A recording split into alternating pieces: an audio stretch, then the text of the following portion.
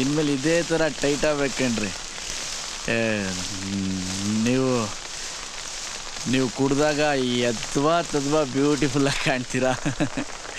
ನಾನೇನು ಕುಡ್ದಿಲ್ಲ ರೀ. ನೀವಲ್ಲ ರೀ, ನಾನು ಕುಡ್ದಾಗ ಅಂದಿದ್ದು. ಬನ್ನಿ, ಟೈಮ್ ಆಯಿತು.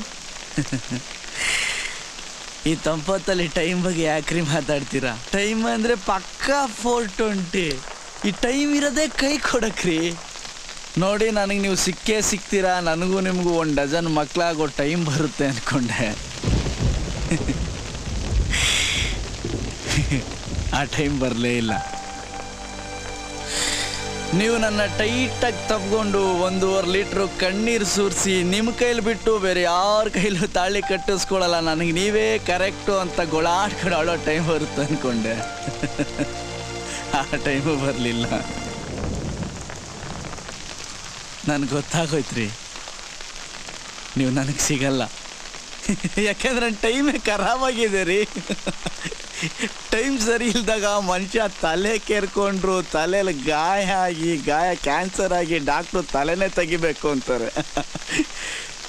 ಅಂಥದ್ರಲ್ಲಿ ನಾನು ಈ ದಿಲ್, ಹೃದಯ, ಹಾರ್ಟ್ ಅಂತಾರಲ್ಲ, ಅದು ಕೈ ಹಾಕಿ ಪರ ಪರ ಪರ ಅಂತ ಕೇರ್ಕೊಂಬಿಟ್ಟಿದ್ದೀನಿ ರೀ.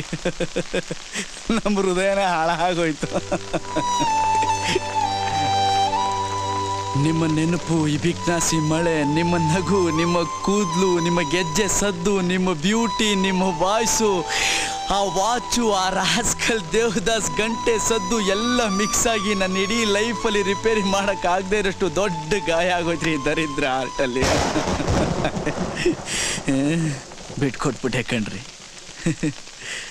ನಿಮ್ಮನ್ನು ಬಿಟ್ಕೊಟ್ಬಿಟ್ಟೆ. ನಿಮ್ಮನ್ನು ಪಟಾಯಿಸಿ ಲೋಫರ್ ಅನ್ಸ್ಕೊಳ್ಳೋದ್ಕಿಂತ ನಿಮ್ಮ ದೃಷ್ಟಿಲಿ ಕೊನೆವರೆಗೂ ನಾನೊಬ್ಬ ಡೀಸೆಂಟ್ ಹುಡುಗ ಅನ್ಸ್ಕೊಂಡ್ಬಿಟ್ರೆ ಸಾಕು ಅಂದ್ಬಿಟ್ಟಿದ್ದೆ. ಆದರೆ ಒಂದು ತಿಳ್ಕೊಬೇಕು, 2 ಕಿವಿಲಿ ಕೇಳಿಸ್ಕೊಳ್ಳಿ. ಈ ಮಳೆಗಾಳಿಗೆ ಏನು ಕೇಳಿಸಲ್ಲ ರೀ. ನಾನೇ ಬರ್ತೀನಿ.